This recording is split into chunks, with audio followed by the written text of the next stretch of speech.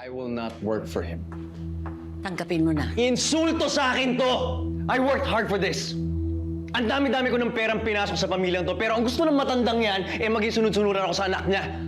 I am better than him! Greg, ang boses mo. Ang baka boses ko? may Wala akong pakialam! Greg! No, sit! Sit!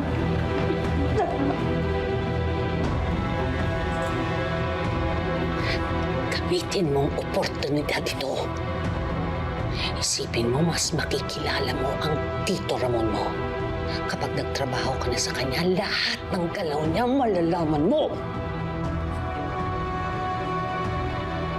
Oportunidad ito para makilala mo ang kalaban mo.